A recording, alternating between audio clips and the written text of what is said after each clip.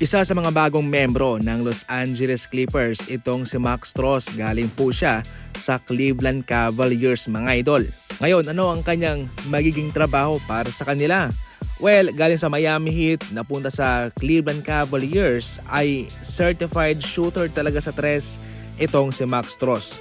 Kung matatandaan nyo, kasama si Gabe Vincent, silang dalawa yung mga shooter ng Miami Heat, mga idol. Ngayon sa LA Clippers naman ay hahalili siya sa posisyon ni Bradley Beal. Si Max Strus ay mayroong 40% na shooting sa 3-point line sa nagdaang season para sa Cleveland Cavaliers. Hindi lang sa tres kundi sa perimeter. Magaling din siya sa off-ball movement. Ibig sabihin nun ay hindi niya kinakailangan ng bola. Tatakbo-takbo lang siya, maghahanap ng open spot sa kanyang komportableng posisyon. Ay doon mo siya papasahan, mga idol, at tiyak na maipapasok niya ang tirang yon. Despite na nakasecure ng panibagong kontrata si Bradley Beal, ay hindi pa rin naman paniguradong makakalaro siya para sa season ito dahil siya ay nagpapagaling pa sa kanyang operasyon sa kanyang baywang, mga idol.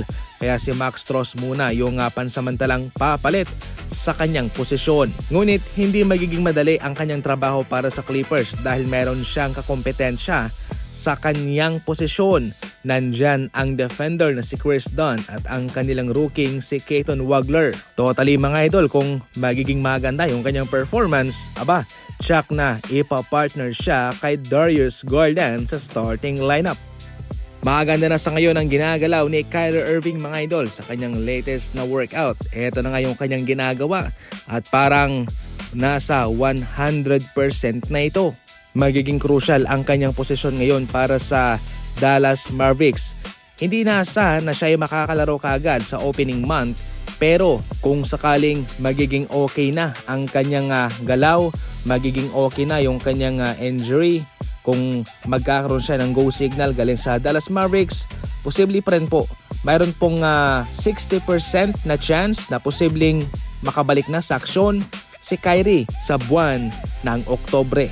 Ngayon pa man, mga idol, ang kanyang pananatili sa ngayon sa Dallas Mavericks ay hindi rin po long term, sapagkat bilang isang veterano at mayroon pang kakayahan na makabuhat ng isang kupunan, ay patuloy pong maghahanap ng contender na team itong si Kyrie Irving para magkampiyon ulit sa NBA.